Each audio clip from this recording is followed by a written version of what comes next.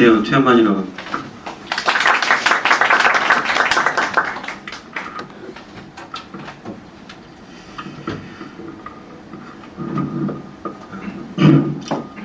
오랜만에 앞에 서는데요. 많이 떨립니다. 목소리가 좀 떨거나 좀 버벅거리더라도 좀 양해해 주시고 들어주시고요. 본론으로 바로 들어가겠습니다. 제가 발표할 부분은 바울과 하나님의 신실하심이라는 책에서 제2부 사도의 사고 체계 중에서도 제6장 바울 세계의 상징적 실천에 해당하는 내용입니다. 지난 시간에 제1부에 대한 이야기를 나눴고 오늘은 제2부에 대한 이야기를 나누게 되는데요. 제1부에서는 빌레몬서를 통해서 토마이트가 이 책을 통해서 하고자 하는 게 무엇인지를 이제 실제 사례로서 보여주는 그런 이야기가 있었고, 또 그 뒤로는 이제 방법론에 대한 이야기를 좀 한 다음에 그 기초가 되는 게 역사적인 내용입니다. 그래서 바울을 이해하는 데 대해서 기본이 되는 세계의 세계, 유대 세계와 헬라 세계, 그리고 로마 제국이 가지고 있던 세계관에 대한 이야기를 쭉 했었습니다. 바울에 대한 이야기를 하기 전에 한 거죠. 근데 그 이야기를 배경에 두고 이제 사도 바울은 어떤 세계관을 가지고 있었나 라는 이야기를 하게 됩니다. 근데 다음 넘겨주시고요. 애니메이션님이 끝까지 좀 해주세요. 아마 전에 썼던 슬라이드에 있던 애니메이션인데 제가 제거를 안 해서 남아있나 봅니다. 이게 토나이트가 제시하는 세계관을 구성하는 기본 요소들입니다. 세계관은 우리가 세계를 바라볼 때 그 대상, 그러니까 바라보는 그 실제가 아니라 대상을 바라보는 통로입니다. 일종의 안경 역할을 하는 게 세계관인데요. 그 세계관을 이야기할 때 토나이트는 실천과 이야기, 상징, 질문 이렇게 네 가지 요소를 이야기를 합니다. 조금 더 누르면 내용이 더 나올 것 같은데요. 대충 이제 이야기하자면 실천이라는 것은 그 사람이 세계 속에서 존재하는 방식, 존재 양태, 실제로 드러나는 모습일 테고, 상징은 그게 이제 문화적인 코드로서 나타나는 내용들이 되겠습니다. 또 이야기라는 건 인간이 현실을 보는 수단이라고 되어 있는데, 그러니까 이제 역사에 대한 이야기일 수도 있고, 그 사람이 지금 그 세상에 대해서 뭐 종교적인 이야기를 가지고 있을 수도 있고, 아니면은 우리나라 같은 어떤 경쟁, 성공신화 뭐 이런 이야기를 가질 수도 있고, 아무튼 사람이 현실 보는 어떤 수단으로서 이야기를 말하는 것이고요. 그 다음에 질문이 있는데, 이건 인간의 실존을 결정하는 그런 이제 질문들입니다. 그래서 이제 우리는 누구인가, 우리는 어디 있는가 이런 질문들을 이렇게 이야기하고 있습니다. 이게 세계관적 요소인데요. 지금 이제 제2부에서 우리가 다루는 게 이제 바울 사도의 세계관 요소인데, 네 가지를 이제 제6장과 7장, 8장 이렇게 나눠서 하게 됩니다. 제6장에서는 상징과 실천을 한꺼번에 다루게 되고요. 제7장에서는 이야기를 다루게 되고, 제8장에서는 제목은 5개 이정표라고 되어 있는데 여러 가지 질문들에 대한 이야기를 하게 됩니다. 다음. 근데 이제 이 내용을 이제 이해할 때 어떻게 받아들일까라는 부분이 있는데, 이론적으로 이제 토나이트가 설명을 이렇게 저렇게 좀 해놓기는 했는데, 저는 이렇게 한번 생각을 해봤습니다. 불러주실래요? 쭉 4개까지 나올게요. 우리가 어떤 사람을 만나게 되면은 이제 그 사람이 하는 말과 행동을 보게 되겠죠. 그러면은 이 사람의 말과 행동이 과연 매력적인가? 이렇게 눈에 들어오겠죠. 근데 그건 이제 그 사람이 하고 있는 실천, 또 그 사람의 뭐 말이나 행동에서 상징적으로 드러나는 그런 요소들, 그런 걸 보면서 우리는 이 사람은 매력적인 사람인가 보게 되겠죠. 그래서 이 사람 매력적이다, 좀 알고 싶다 이런 생각이 들면은 이 사람이 어떤 삶을 살아왔을까, 이런 이야기에 또 관심을 기울일 수가 있겠습니다. 또 그런 이야기를 쭉 듣다 보면 어느 정도 윤곽이 잡히겠죠.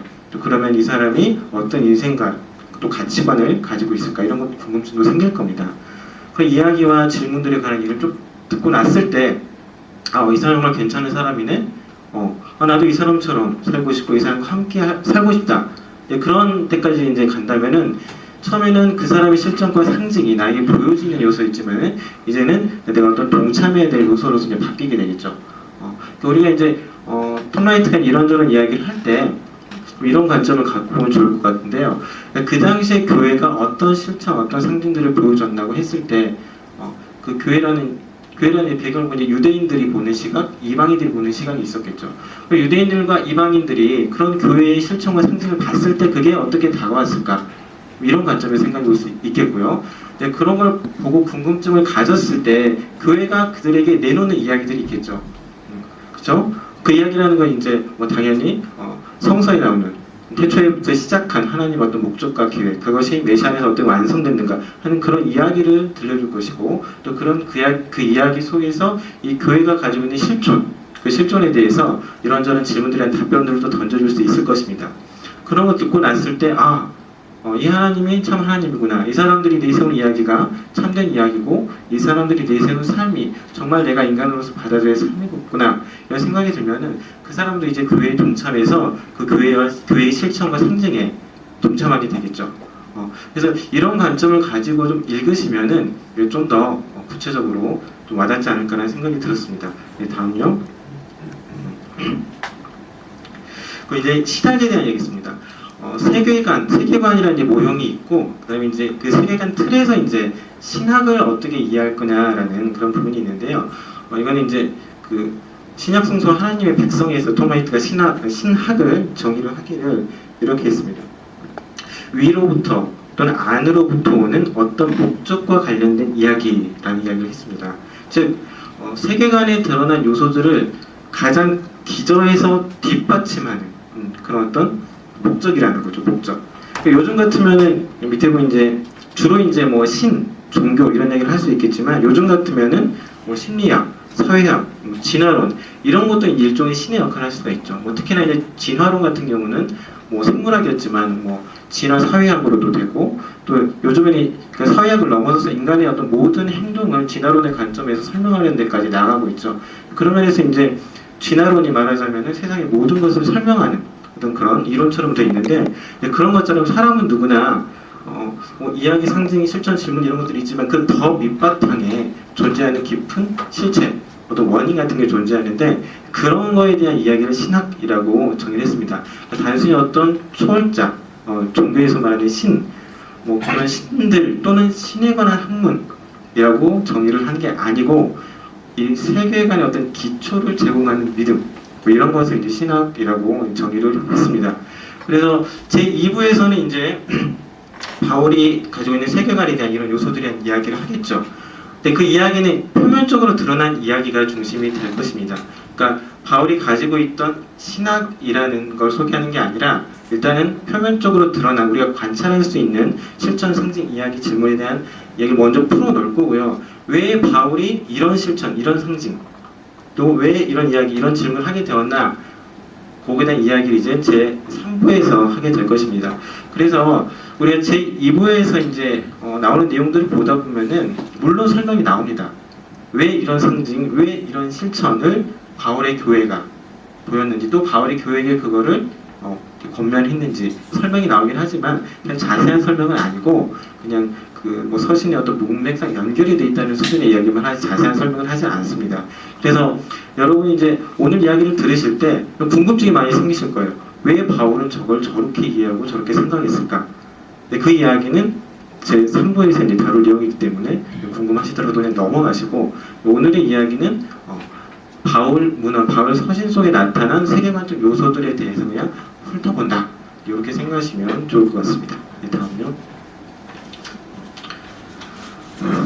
네, 바울이 이제 톰 라이트가 그 신약성서 하나님의 기원에서 이제 그 이야기를 할 때 1세기 유대교의 세계관과 초기 기독교의 세계관 이런 것을 이제 정리를 해놨습니다. 그러니까 이거는 일단 그냥 문헌의 자료를 기초로 일단은 정리를 해놓은 건데요.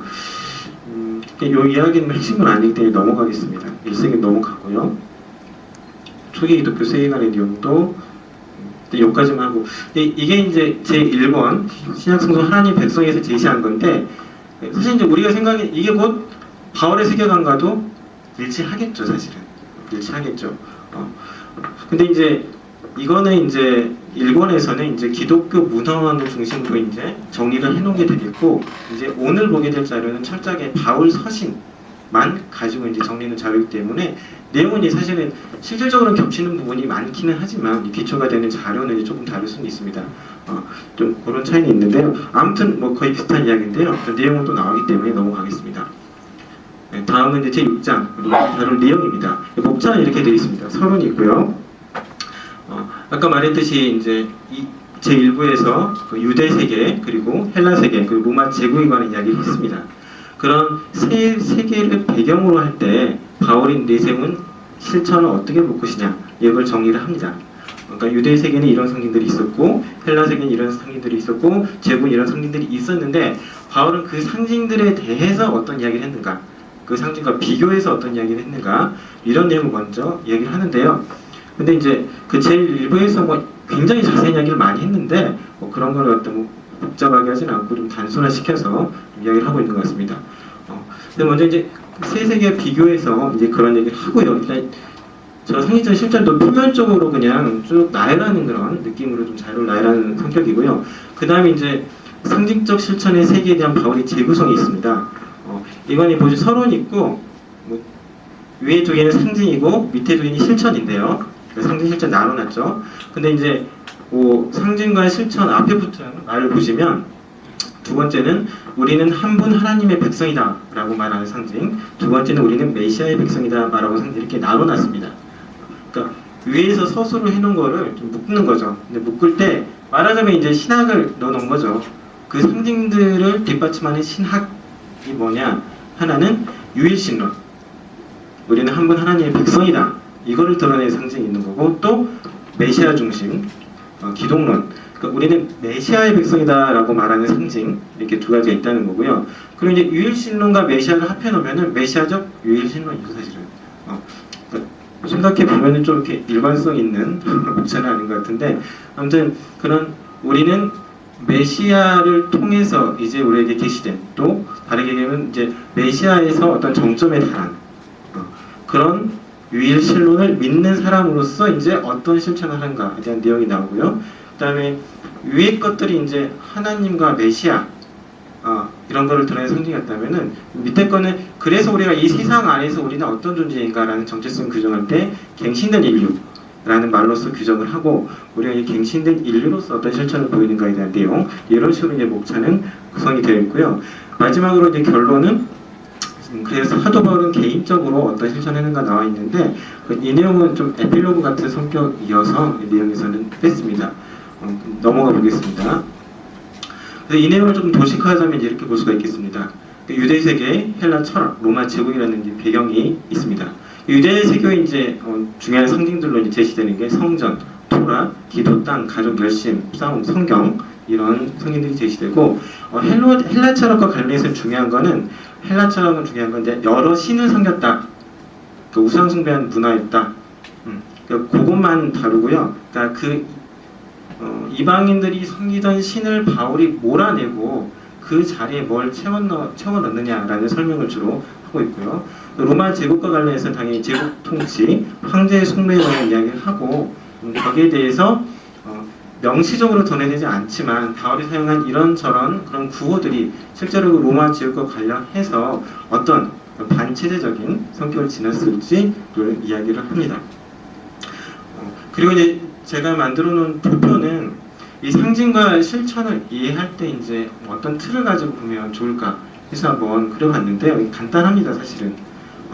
하나님, 유일하신 한 유일신론을 믿는 유대인이었죠. 하나님이 계시고 하나님의 백성이 있죠. 유대인이었죠. 이제 바울의 세계관에서는 그게 교회로 대체가 됩니다.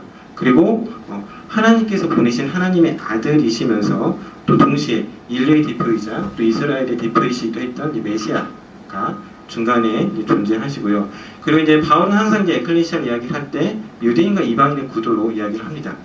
당연히 이제 바울은 유대인이었고 하나님 백성이었고 또 유대인이 온 인류의 중심이라고 믿었던 사람이기 때문에 당연히 이제 유대인과 이방인 구도로 말할 수밖에 없었죠. 물론 이제 예수님 때문에 이제는 유대인과 이방인의 대립 구도가 아닌 이제 유대인과 이방이 하나 되는 구도로 바뀌긴 했지만, 근데 그런 이슈가 계속 교회에 남아 있었기 때문에 유대인과 이방인은 항상 이렇게 염두에 두고 이야기를 합니다. 여기서 이제 끝나면 안 되고 항상 이제 바울은 창조 세계를 염두에 두고 있죠. 그러니까 바울은 이제 항상 인간의 존재의 의미, 인간의 이제 뭐 다른 의미도 여러 가지 있겠지만은 어떤 이 창조 세계를 다스린 하나님의 대리 통치자로 이 세상에 서 있다. 라는 인식을 가지고 있기 때문에 항상 이 창조 세계를 염두에 두고 이야기를 합니다. 그래서 여러 가지 상징들이 있는데 결국 이 상징들도 이 이제 도식 안에서 가지는 역할이 있기 때문에 이런 도식을 가지고 이해하시면 좋겠고, 그리고 이제 아까 말씀드린 그 이제 세 가지 신념, 우리는 유일하신 하나님의 백성이다, 우리는 메시아의 백성이다, 우리는 새로운 인류다. 요 세 가지 이제 명제가 또 어떻게 드러나는가, 또 이런 이 틀을 가지고 보시면은 그렇게 어렵지는 않을 것 같습니다. 다음으로요. 이거는 이제 방금 이제 그린 도표와 관련해서 여러 가지 이제 유대적인 상징들이 있는데요. 이런 상징들을 이제 어떻게 이해할 것인가를 간단하게 한번 정리를 해봤습니다. 성전이 있습니다. 성전은 하나님이 자기 백성과 거하시는 장소 역할을 하죠. 성전이 존재함으로 인해서 유일하신 하나님이 우리와 함께 계시다. 우리는 하나님의 백성이다. 또 하나님이 일종의 군사기지라면 군사기지도 있고, 우리가 왕을 아뢰하는 장소, 그런 장소로서 성전, 이런 생각을 해볼 수가 있겠죠. 그래서 하나님과 자기 백성을 어떤 있는 장소로서 성전이라는 공간이 존재하겠죠. 그리고 토라라는 게 있죠. 토라는 좀 어떻게 표현하자면 하나님의 통치 방식을 기록해 놓은 곳이라고 볼 수가 있겠죠. 또 다르게 이제 이야기를 하자면 하나님께서 이제 인간을 통해서 이 세상을 그 하나님의 은혜가 충만하도록 통치하게끔 만들었는데, 어떻게 통치해야지 하나님의 어떤 은혜가 가득하게 만들 수 있는가, 좀 그런 의미에서 이 토라를 생각해 볼 수도 있겠고, 또 다르게 이야기하면은 인간답게 사는 게 무엇인가, 또 사람 사이에서 어떤 관계를 맺으며 사는 게 진정 하나님 의도하신 바인가, 또 이런 측면에서 토라를 생각해 볼 수도 있겠죠. 그러니까 어떤 의미로든 하나님의 통치 방식을 이제 기록해 놓은 게 토라라고 볼 수 있겠고요. 그러니까 내부적으로는 참 인간의 삶의 방식을 규정해 놓고, 또 하나 이제 유대인과 이방인 구분을 또 보자면은 이 토라를 통해서 하나님의 백성 유대인을 하나님의 백성이 아닌, 그러니까 죄와 사망에 빠져 있는 그런 사람들의 어떤 구분짓는 그 역할을 하는 그런 의미에서 볼 수 있겠죠. 그런 역할을 이제 특히 했던 게 음식법, 할례, 안식일 같은 게 되겠습니다. 그리고 이제 기도라는 거는 하나님, 이제 백성이 하나님께 드리는 간구인데, 이것도 뭐 다양하게 생각해 볼 수는 있겠지만, 이제 바울이 하는 말을 하자면은 우리가 이제 하나님의 백성으로서 이 세상을 품어야, 또 이 세상의 고통에 동참하고, 장기적으로 이제 당연히 그 고난 중에 있는 이 세상을 하나님께 드리고, 또 하나님의 이제 어떤 은혜가 충만하다고 만들어가야 될 그런 백성으로서 신음하면서 이 상을 하나님께 아뢰고, 또 이 상을 갖다 타개해 주기를 강구하는 이제 그런 역할을 하는 존재로서 이 교회를 말하는데, 이제 어떤 이제 그런 역할을 하는 존재로서 하나님께 아뢰는 그런 기도를 말할 수도 있겠고, 땅은 이제 하나님의 통치 영역이라고 말할 수도 있겠는데, 이건 이제 구약에서는 그냥 성지인 이스라엘 가나안 땅이었겠지만, 지금은 이제 온 세상이 궁극적으로 하나님의 통치이 될 수 있겠죠. 그리고 가족이라는 상징은 하나님 백성 안에서 어떤 백성 사이의 이제 관계를 규정하는 걸로 볼 수가 있겠고요.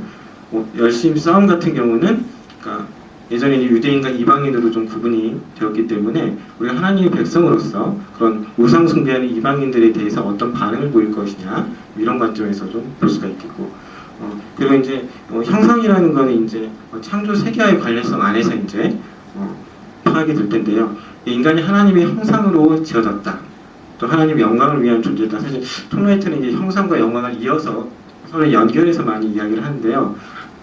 그러니까 하나님을 대신해서 이 세상을 어떤 하나님의 지혜를 따라 다스리는 존재, 그런 의미에서 인간은 하나님의 형상을 반영하는 존재고, 실제로 이제 그 다스리는 청지기직을 발휘할 때 그 인간의 지위, 인간의 위치를 이제 영광이라는 식으로 말을 합니다. 그래서 이제 철저하게 형상과 영광은 하나님과 세상 사이에서 인간이 가진 위치를 이제 규정하는 말로 사용이 됩니다. 네, 다음으로 갈까요? 그래서 이제 방금 말한 거는 주로 유대적인 상징들이고, 제가 이제 설명드릴 것도 헬라 세계하고 로마 제국에 대한 이야기는 좀 빼려고 합니다. 주로 중요한 게 이제 유대적인 이야기이기 때문에. 그래서 이제 유대교 상징이 이제 실제로 이제 바울에게서 어떻게 바뀌었는지에 대한 설명이 좀 길게 나오는데요. 간략하게 설명을 드리는데, 이것도 이제 미리 머릿속에 이런 생각을 가시면 좋을 것 같아요. 바울이 원래 이제 저걸 믿었던 사람이잖아요. 구약의 상징 체계를 믿었고, 그 구약의 상징 체계를 고수했던 사람입니다. 근데 그 사람이 이렇게 바뀐 거죠. 바뀐 거죠. 이제 이거 자체가 사실 이제 놀라운 거거든요. 근데 이렇게 바뀔 수 있었던 그 원인을 알려면 이제 우리가 제3부에서 그의 신앙에 대한 이야기를 해야죠. 또 거꾸로 이야기하면은 바울이 다메섹 도상에서 예수님을 만나고 예수님의 죽음과 부활이 의미한 바를 깨달았을 때, 그리고 지금 실제 바울이 이제 당연히 회심하기 전에는 에클레시아가 존재했죠 이미. 그런 에클레시아 행해지고 있는 것들을 봤을 때, 그래 이거를 설명해야 됐잖아요. 설명해야 됐죠. 이걸 믿었던 사람이 이제 이거를 받아들이고 이거를 설명해야 됐죠. 그때 바울에게 필요했던 게 뭐냐? 신앙이라는 거죠. 그러니까 그 하나님과 바울과 하나님의 신실하심이라는 책에서 사실 톰 라이트가 가장 부각시키려고 한 주제가 신학이거든요. 신학. 지금까지 우리가 신학에 대해서 이런저런 뭐 정의를 해왔는데 톰 라이트는 철저히 바울의 관점에서 신학을 정의해보려고 시도하는 거예요. 이게 이렇게 바뀌었다면 이걸 어떻게 설명할 거냐? 바울이 그때 했던 게 신학이다. 구약 성경을 한 손에 쥐고 또 메시아의 죽음과 부활을 탄생한 에클레시아가 지금 보이고 있는 모습, 실제 이게 성령을 통한 실체죠.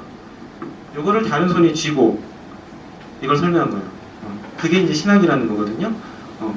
바울이 신학하는 방법을 우리가 알면은 우리도 성경을 한 손에 쥐고 또 우리가 처한 이 세상의 모습, 이 교회의 실상을 한 손에 쥐고 이 세상에 이 현실에 우리가 말할 수 있는 이제 발을 우리가 찾아낼 수 있다는 거거든요.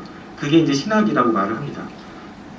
근데 되게 이제 좀 추상적이고 확 잡히지는 않는데 그러니까 제3부에서 이제 톰 라이트가 왜 이런 현상들이 일어났는지, 바울은 왜 이걸 이렇게 이해하게 됐는지를 추적하다 보면 아마도 그 신학 방법에 대한 감을 잡을 수 있을 것 같긴 합니다.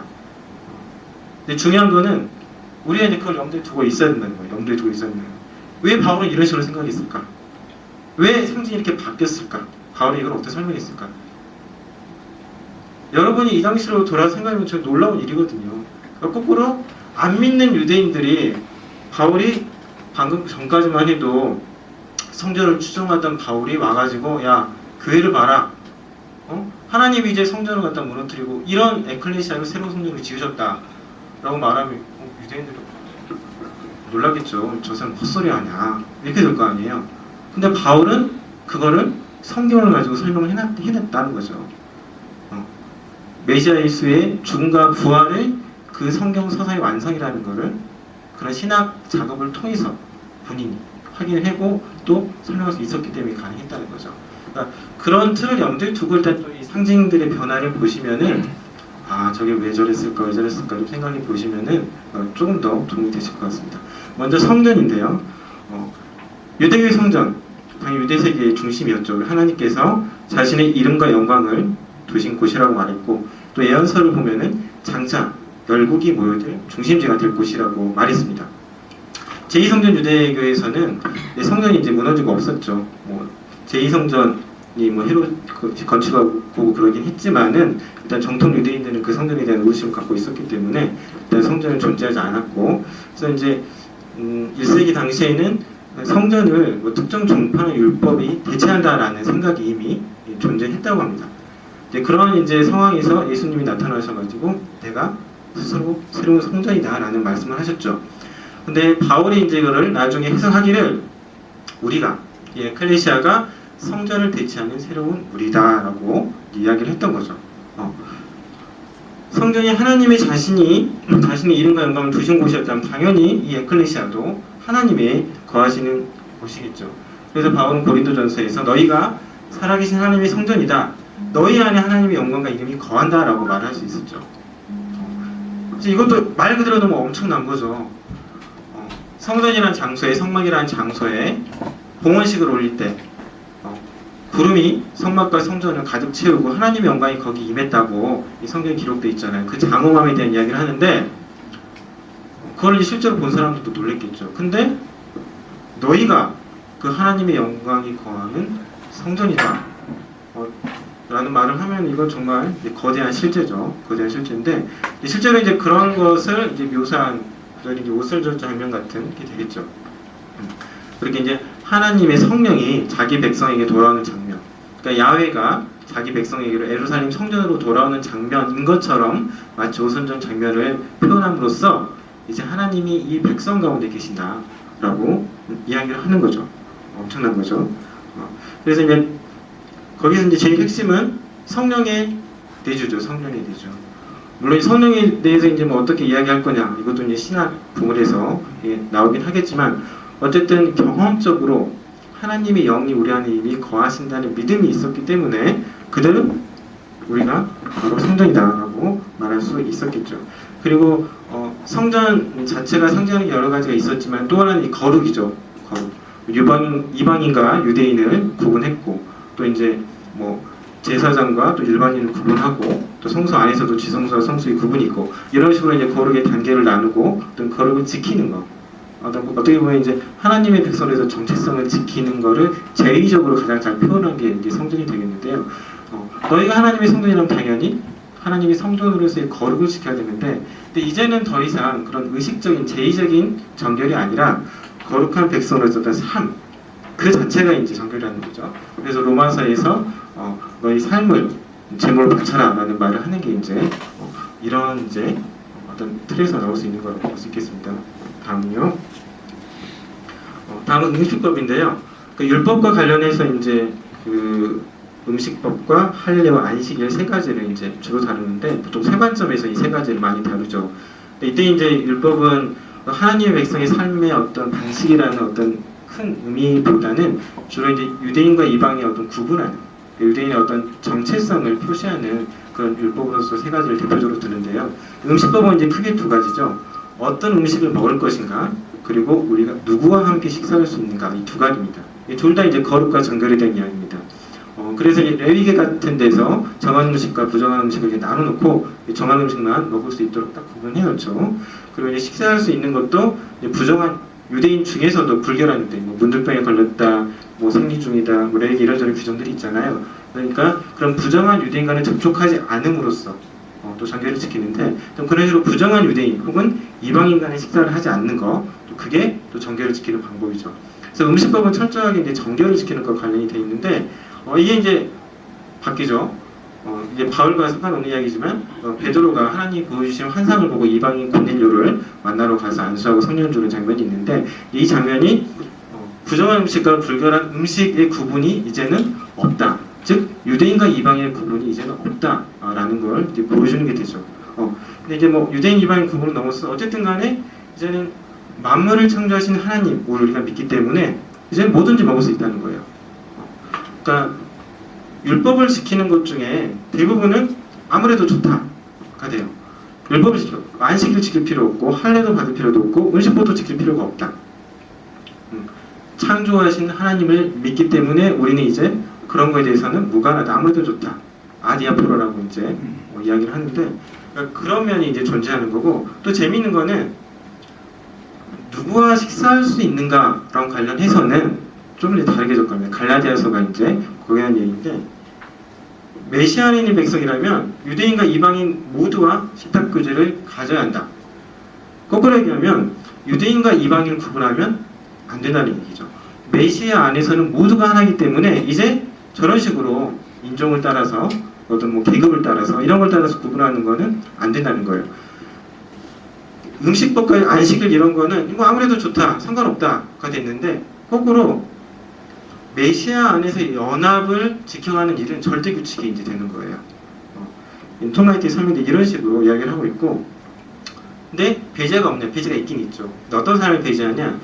메시아의 백성을 부인하는 행동을 하는 사람은 함께 식사하지 않는다라는 식으로 이야기를 합니다. 이제 이거는 이제 저 배제는 이제 공동체율과 이제 관련이 되는 거겠죠. 뭐 고린도전서에서 누룩 하나가 빵 전체를 오염시킬 수 있기 때문에 이제 그 자기 아버지의 아내와 동침한 사람들을 쫓으라고 했던 것처럼 어떤 공동체의 거룩을 지키기 위해서는 어떤 행동의 한계를 정해도 그걸 넘어가는 사람은 분명히 교회에서 쫓아내라라는 이야기가 들어있죠. 이런 식으로 이제 음식법에 있어서도 이제 변화를 이제 보인다는 거죠. 이번에 넘어가겠습니다. 그리고 이제 할례, 굉장히 이제 중요한 상징이죠. 이거는 육체적인 증표. 내가 하나님의 언약 백성이다라는 거를 육체에다가 새겨놓은 거죠. 굉장히 중요한 거죠. 그런데 할례가 이제 로마서나 갈라디아서 중요한 이슈가 돼. 특히나 이제 갈라디아서 같은 경우에 이제 유대인 교사가 와가지고 너네가 뭐 하나님의 백성이 된 것 같긴 한데 진짜 하나님의 백성이 되려면은 원래 하나님의 선민인 유대인처럼 할례를 받아야 된다. 그래야지 진짜 하나님의 백성이다. 이런 얘기를 하죠. 네, 그런 식으로 해서 교회의 할례를 필수 요건으로 요구하는 일이 갈라디아 교회에 이제 벌어지죠. 그때 이제 바울이 그런 거에 대해서 이제 그 언약갱신, 즉 옛 언약, 구약의 시대가 끝나고 이제 예수님 오셨을 때, 믿음이 왔을 때 이제 새로운 시대가 왔기 때문에 다시 옛 시대로 돌아가려는 것이기 때문에 그건 언약갱신 자체를 부인하는 일이다. 메시아를 부인하는 일이다 라고 말을 하면서 할례를 안 된다고 얘기하죠. 문제는 또 이런 이슈가 아닌 상황에서는 또 할례 받게하죠. 그러니까 유대인에게 이제 유익이 될 경우에는 또 할례를 받게 하는 모습도 보이긴 하죠. 그런데 이 할례 이슈가 또 교회의 정체성, 하나님께서 메시아를 통해서 하신 일을 부정하는 그런 상황이 될 때는 그거를 더 엄격하게 부정하는 상황이 됩니다. 또 언약갱신이 이루어졌다는 건데 그러면 이제 거기서 그치는 게 아니라 이 육체적인 할례가 새로운 할례로 바뀌었다고 얘기를 합니다. 그래서 이제 마음의 할례에 대한 이야기를 합니다. 이것도 이제 사도 바울에게 굉장히 독창적인 표현이라는 생각이 드는데 이것도 사실은 이제 구약 성경을 당연히 근거를 하고 있죠. 저희 보면 신명기 30장, 예레미야 31장 이런 상황을 보면은 언약의 저주가 임했을 때 하나님께서 자기 백성을 언약의 저주 상태 그대로 두시는 게 아니라 그래서 언약갱신에 대한 말씀을 하십니다. 그럴 때 그 언약갱신이라는 꾸러미 안에 들어가는 요소들 중에 핵심이 하나가 여러 가지 있는데 성령이 부어진다, 또 마음의 할례를 받을 것이다, 율법이 마음에 새겨진다 이런 표현들이 나오죠. 그런데 육체의 할례가 끝났는데 그러면 이제 할례가 원래 의도하던 바가 있잖아요. 그러니까 그 사람이 하나님의 백성이다라는 거를 겉으로 드러내는 거잖아요. 그러면 이제 우리 에클레시아에게 할례는 뭘까? 이 마음의 할례라는 거죠. 그럼 마음의 할례라는 게 뭐냐? 성령이 우리에게 오셨고 율법이 우리에게 이제 마음에 새겨지면 당연히 우리가 이제 성령의 도움으로 율법을 행할 수가 있게 되죠. 그거 자체가 우리가 하나님의 백성의 증거다. 그게 바로 마음의 할례라는 거죠. 그래서 마음의 할례를 받아서 마음으로 율법에 순종하는 것, 신실함. 갈라디아서 표현을 하면은 성령의 열매를 맺는 삶 자체가 할례를 대신한다는 거죠. 그런 식으로 이제 이야기를 합니다. 저는 이제 할례 얘기가 나오면 이제 이거 구원의 확신하고 좀 연관을 많이 좀 짓는 편인데요. 제가 구원의 확신 누구나 고민을 하잖아요. 저는 할례가 전형적인 구원의 확신과 관련된 표지라는 생각이 들거든요. 할례 받았다. 야, 어디 가서는 하나님 백성이라고 자랑할 수 있잖아요. 그리고 이제 제 중고등학교 때 비슷한 역할을 했던 게 방언하는 거. 오순절교에서 이제 방언하면은 뭐 제세를 받았고 이제 정말 구원을 받은 게 되잖아요. 뭐 구원파 같은 경우는 너 구원 언제 받았냐 확실하게 말할 수 있는 거. 그런 게 이제 구원을 확신을 준 요소가 돼 있잖아요. 그런 식으로 이제 우리는 어떤 눈에 보이는 어떤 구원의 확신 이런 걸 찾는데 사도 바울은 아니다. 성령의 열매를 맺는 삶 그게 너희 마음에 성령이 있고 율법이 너희 마음에 새겨졌다는 것을 증명하는 거다. 이렇게 얘기를 하는 거죠. 어떤 식으로 하면 완전히 이제 그 구원의 확신을 비종교화 시켜버리는 건데 결국 중요한 거는 우리 삶이라는 거죠. 근데 이게 율법주의로서의 삶이 아니라 정말 성령이 우리에게 오셨을 때 변화된 우리의 삶 그 자체가 우리가 구원받았음을 증명한다는 거죠. 우리가 구원의 확신을 받는 것도 다른 게 아니라 내가 변화된 삶을 보고 내가 정말 구원받았구나 이렇게 확신할 수 있다는 거죠. 어떻게 보면 정말 비종교적인 얘기 같은데 실제로 이제 바울이 하는 얘기가 그런 얘기 같습니다. 다음으로 넘어갈게요. 네, 기도하고 땅 요소가 있는데 기도하고 땅은 이건 넘어갈게요. 넘어가고요. 네, 가족이 있는데 뭐 가족도 뭐 특별하게 중요한 의미가 뭐 들어가 있는 것 같지는 않은데요. 유대인들도 혈연 공동체였고 가족이라는 의미가 있었던 것 같고 또 이제 바울이 그 로마서에서 아직 메시아를 받아들이지 않은 동족에 대해서 자기 마음의 고통을 얘기할 때 그가 얼마나 이제 자기 동족에 대해서 정말 가족으로서의 그런 마음을 갖고 있는지 알 수가 있죠. 그리고 실제로 이제 구약의 율법을 보면은 물론 이제 여러 가지 제한적인 게 많긴 하지만 그 이스라엘이라는 공동체 안에서 땅이 잘 분배되고 또 그 땅을 통해서 나오는 어떤 하나님의 은혜, 어떤 풍성한 소산들이 그 백성들 가운데 이제 고루 이제 나눠질 수 있게 하는지 또 그런 요소도 있고 또 이제 그들이 가족으로서 뭐 장자가 어떻게 그 가족을 또 대표하는지 또 가족이기 때문에 또 이제 약한 사람들이나 이런 사람들을 어떻게 보호해야 되는지 이런 요소들이 사실 구약에도 많이 들어 있잖아요.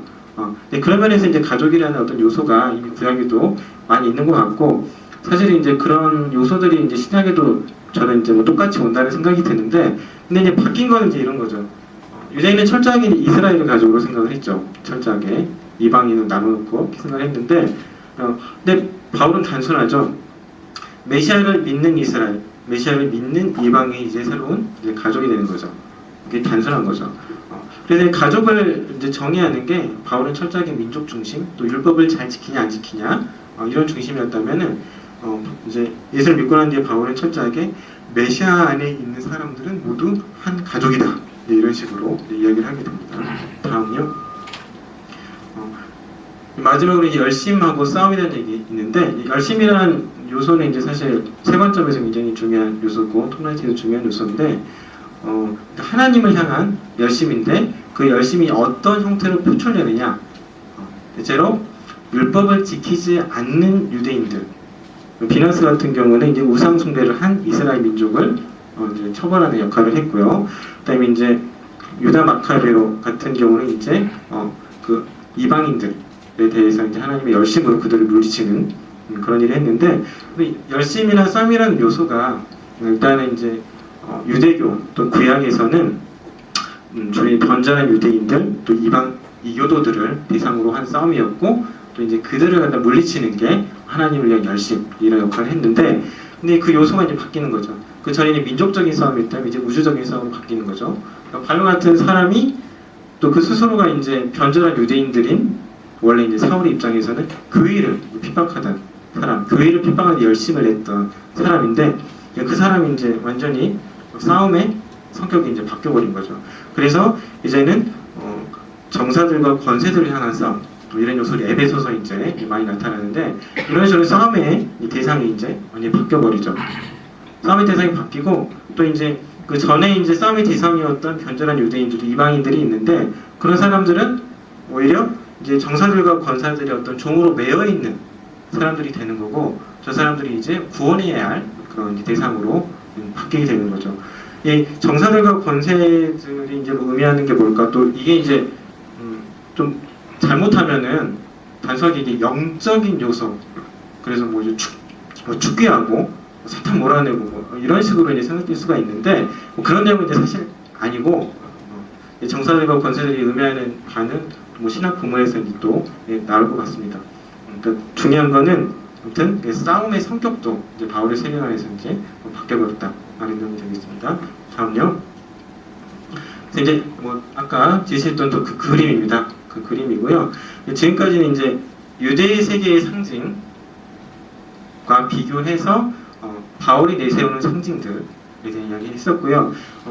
다음으로 이제 남아있는 이야기들을 이제 몇 가지 할까 하는데요. 그냥 방금 그 비교하면서 한 이야기들 속에 어느 정도는 다 들어가 있던 내용들이기 때문에 톰라이트가 말하려고 하는 핵심이라고 생각되는 부분만 잠깐 설명드리겠습니다. 다음은요. 우리는 유일하신 하나님의 백성이다. 유일신론입니다. 유일신론. 근데 보통 유일신론을 믿는 뭐 이슬람교, 기독교, 천주교 보통 이렇게 하면은 보통 배타적인 종교다라는 인식을 먼저 갖게 되잖아요. 그러니까 다른 신은 신이 아니고 오직 우리가 믿는 신만 신이다. 다른 신들 다 거짓신, 우리만 믿어라. 배타적인 이미지를 많이 주는데 바울은 철저하게 유일신론을 이야기할 때 포용의 의미로 사용한다는 거죠. 포용. 그러니까 성별과 인종, 계급과 상관없이 성격과 취향과 무관하게 하나의 연합을 이루는 집단으로서 에클레시아를 바울이 전면에 내세우는데 그런 이야기를 할 때마다 꼭 붙어서 나오는 게 하나님은 한 분이시기 때문에 라는 말이 꼭 붙어서 나옵니다.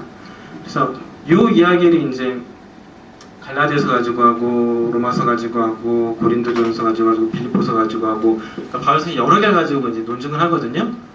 아무래도 토마이트가 예전부터 했던 주장인데 사람들이 잘 이해를 못했거나 아니면 이런저런 반박이 들어오니까 굉장히 이제 길게 설명을 해요. 보고 있으면 굳이 이렇게까지 설명하나 싶을 정도로 이제 설명을 하는데, 근데 중요한 하나님은 한 분이시다고 할 때 한 분이 무슨 의미냐? 이 세상 전체의 하나님이다. 이런 의미라는 거죠.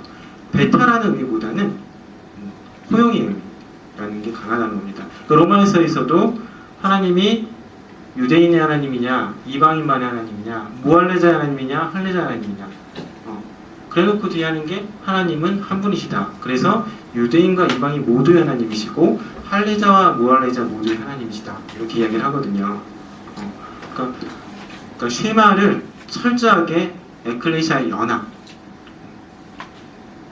근거로 사용을 합니다. 우리가 이제 일반적으로 유일신론에 대해서 가지고 있는 어떤 베타적인 이미지하고는 전혀 다른 용도로 또 그렇게 이야기를 하고, 또 재밌는 게 이제 그게 창조주 하나님과 연관이 돼 있거든요. 그래서 이제 그 창조 유일신론이라는 말이 좀 나옵니다.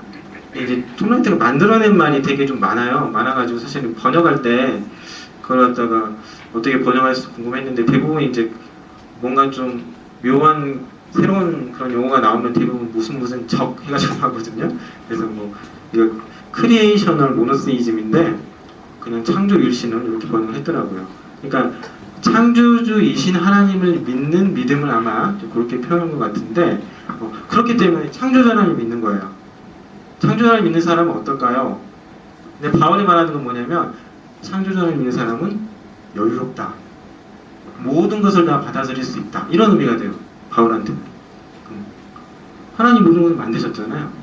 그러면 우리가 그 모든 것의 주인인 거고, 우리가 그 모든 것을 아름답게 사용해야 할 주체인 거죠. 그렇기 때문에 창조주 하나님을 믿는다는 게 어떤 의미가 되냐면, 모든 것을 나올 때 보통 연결되는 거는 대부분 연합의 연합.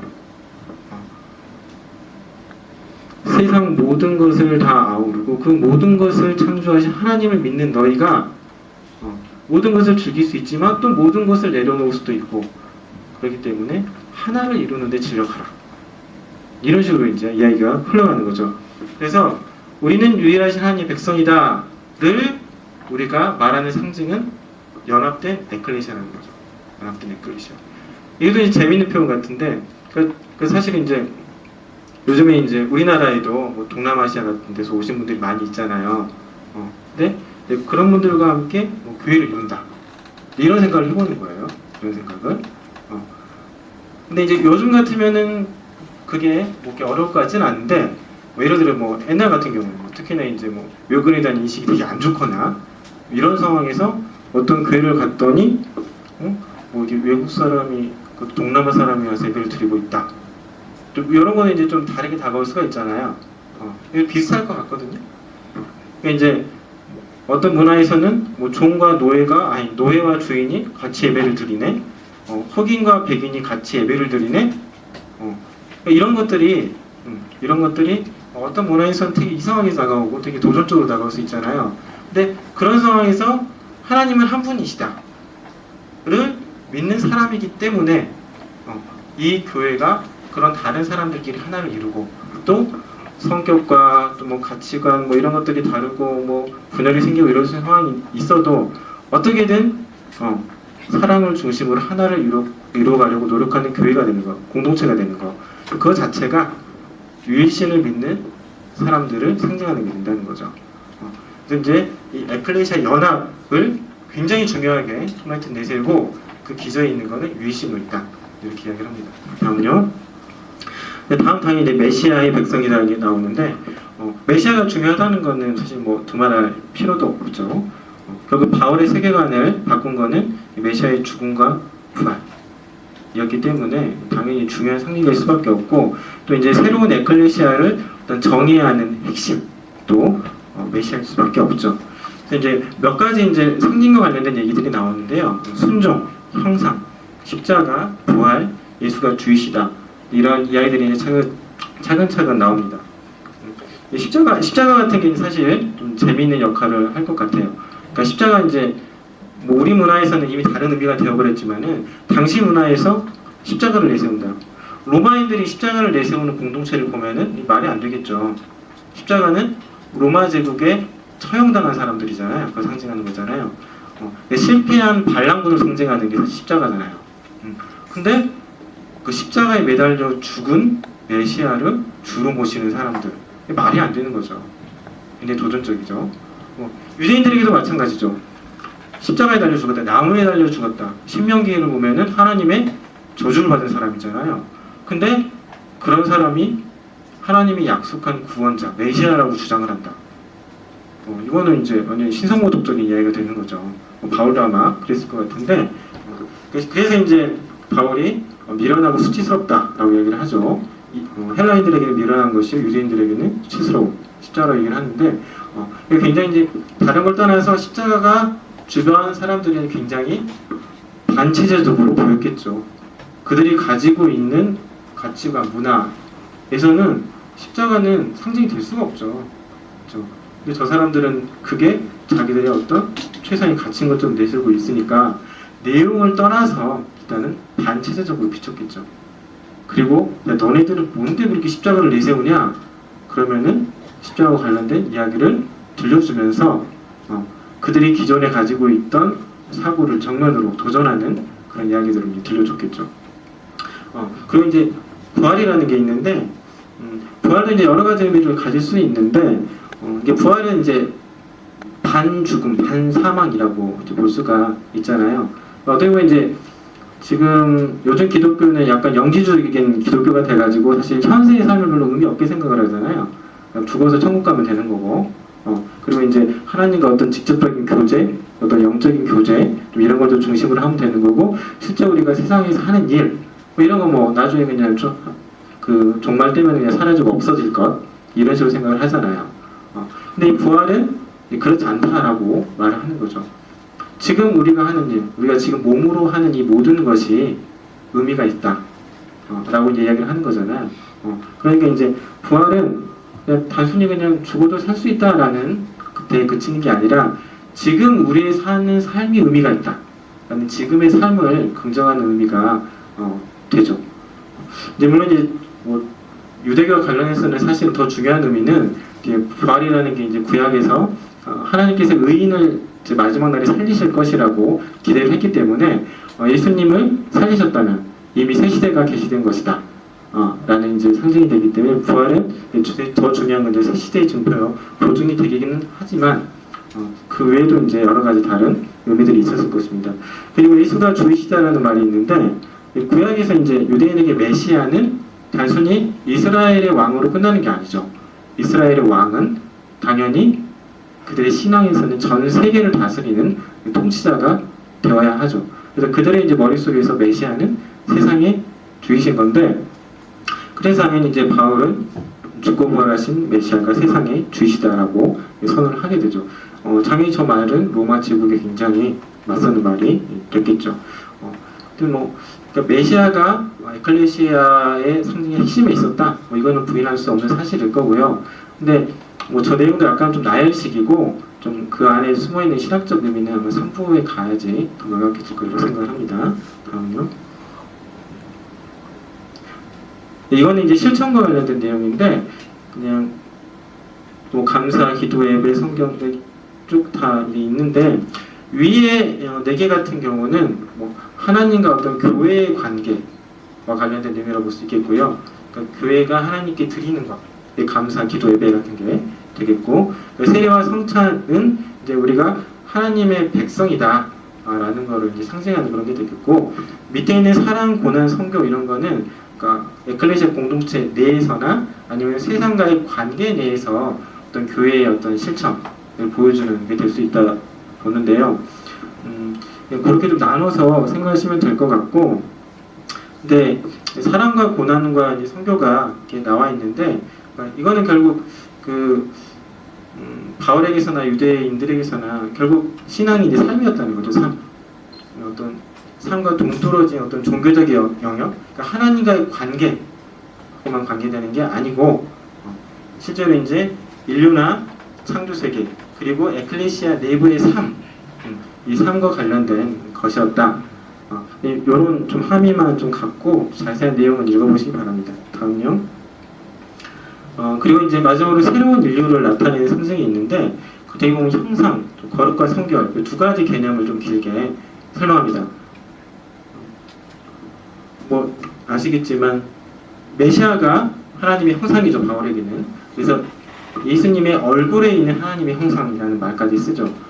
뭐 김생 교수 같은 경우는 그래서 이제 바울이 다메섹 도상에 예수님을 만났을 때 그 환한 빛 가운데 그가 본 예수님의 모습, 거기에서 아마 이런저런 바울의 어떤 신학 개념들이 도출되었을 거고 그 중에 하나가 아마도 메시아는 하나님의 형상이다 아닐까라고 이야기를 하는데, 아무튼 하나님의 형상이고 메시아죠. 그럼 우리는 누구냐? 메시아의 형상으로 변해가는 자들이 되는 거죠. 그런 면에서 이제 우리도 하나님의 형상을 닮아가는 자들이 되는 건데, 그때 이제 그런 식으로 우리가 하나님처럼 되는 것이 형상으로 끝나는 게 아니라 항상 이제 형상은 세계와의 관계 속에서 이야기가 되죠. 톰라이트가 흔히 하는 이유는 제국의 형상들이 있잖아요. 그러니까 황제의 어떤 조각상들을 제국에 여기저기 뿌려놓으면은 사람들이 그 황제의 형상을 보고 아 여기가 저 로마 황제가 다스리는 곳이구나라는 걸 알게 되잖아요. 그런 것처럼 하나님의 형상인 우리가 이 세상 여기저기 퍼져가지고 하나님의 통치를 수행하게 되면은 사람들이 아 여기가 하나님이 통치하는 영역이구나라는 걸 알게 된다는 거죠. 그런 의미에서 이제 형상 개념을 이제 강조하고, 그게 이제 새로운 인류랑 관련되겠죠. 우리가 하나님의 형상, 이제 새로운 인류로서 이 세상 안에서 살아가는 거. 그리고 그럴 때 이제 이 세상과 똑같은 방식으로 살아가는 게 아니고 하나님의 형상으로 저렇게 거룩과 성결된 삶을 사는 거. 거기에 대한 이야기도 같이 하고 있습니다. 다음요. 이거는 이제 그림인데 이게 예루살렘으로 이제 순례하는 그런 그림입니다. 이게 이제 유대인들의 예언자들이 마지막 날이 되면은 유대인뿐만이 아니라 이방인들까지도 시온산으로 이제 하나님의 지혜를 들으러 오는, 하나님을 예배하러 오는 그런 마지막을 꿈꿨잖아요. 꿈꿨는데 다음요. 바울은 이야기의 결론을 그렇게 맺는 게 아니라 여기저기를 돌아다니면서 거기에 5명, 10명, 15명 굉장히 소수의 그리스도인 그룹, 그러니까 에클레시아를 조금씩 만들어 옵니다. 유대인이 꿈꾸고 있던 것과는 완전히 다르죠. 그래놓고는 뭐라고 그러냐면은 이 소수의 사람들이 뭐냐면 하나님의 영광이다 라고 이야기를 합니다. 이건 이제 톰라이트의 글을 읽어드릴게요. 바울은 이렇게 각 지역에 뿌리내린 개별 교회들 하나하나를 하나님의 성전으로 보았습니다. 개별 교회들은 온 세계가 하나님의 영광으로 충만하게 될 그때를 미리 보여주는 증표들이었습니다. 개별 교회들이 하나님의 임재가 퍼져나가는 원의 중심이었고 온 세계가 그 빛으로 충만하게 될 때가 동터음을 보여주는 증표였습니다.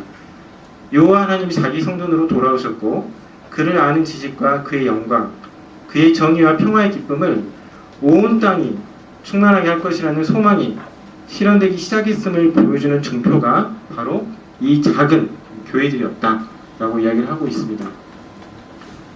그러니까 바울이 굉장히 소수, 여기저기 흩어져 있는 그 교회들에게 보았던 비전이죠.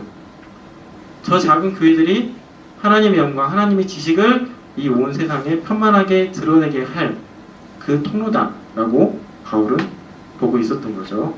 다음요. 그래서 당연히 우리는 이제 지금 우리는 누구인가? 지금 우리는 어떤 상징, 어떤 실천을 보여야 되는가에 대해서 고민할 수밖에 없습니다. 요즘 이제 문제가 되는 이슈들을 한번 적어봤습니다. 뭐 좀 페이스북 하다 보니까 페이스북에서 오고 가는 이런저런 얘기들이 특히나 이제 적어봤는데요. 교회 내부의 문제, 교회 외부의 문제, 여러 가지 이제 그런 사회적인, 문화적인 문제들이 있죠. 근데 이런 상황에서 우리가 이런저런 말을 하죠. 또 이런저런 액션을 취하죠. 어떤 교회들은 뭐 동성애 반대 시위를 하고, 그죠?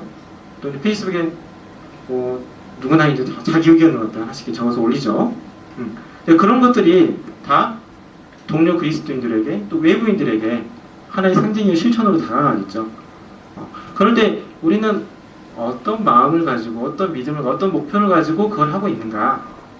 그걸 할 때 지금 이제 톰라이트가 이야기했던 교회의 상징과 실천들, 또 그 밑바탕에 있어야 될 유일신, 하나님에 대한 믿음, 메시아에 대한 믿음, 또 우리가 갱신된 인류라는 믿음, 그런 것들이 이제 거기에 표현되고 있는가 고민해야 될 문제고, 또 그 배후에 있는 것들, 우리 이제 싸움의 대상은 이제 요즘식으로 한다면 이런 거죠. 요즘의 우상들, 자본, 권력, 성, 이런 것들이 자리 잡고 있고, 또 이런 거랑 관련된 어떤 구조적인 악들, 문제들, 이런 것들에 영향을 끼치고 있겠죠.